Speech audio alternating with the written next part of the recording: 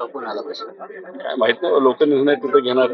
विषय एवढाच आहे की त्यांची जी युती आहे त्याला फटका नक्कीच बसेल. म्हणजे एक तर शिंदे साहेबांचं ते ऐकत नाही आणि भाजपचं जरा जास्तच ऐकायला लागले आणि नवीन मोहीम त्यांनी काय सुरू केली तर नमो भाजपमध्ये ते प्रवेश करतील. त्यांच्यात फाटाफाटी आहे. अहो हे जे सगळे पक्ष आहेत आज जे बीजेपी बरोबर लढत आहेत त्यांचे 40 आमदार आहेत. बरोबर आहे. अजितदादांचे 40 आमदार, एकनाथ शिंदे साहेबांचे 40 आमदार आणि अशा परिस्थितीमध्ये त्यांना बीजेपीची एक अपॉइंटमेंट घेण्यासाठी 10 दिवस घालवावे लागतात आणि एक आमदार असणारा पक्ष जो आहे मनसे त्याला लगेच बोलवलं जातं.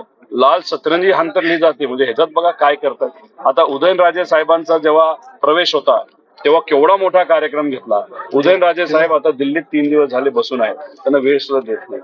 मग हे जे भाजप आहे ते फक्त नेत्याला जवळ करतं आणि संपवतं, बाकी काही करत नाही. या पक्षाचं जे अजितदादा मित्रमंडळ आणि जो आपला शिंदे साहेबांचा जो पक्ष आहे तो पुढे विधानसभेला दिसणार सुद्धा नाही. अशी परिस्थिती हे भाजपचे लोक करून ठेवतात.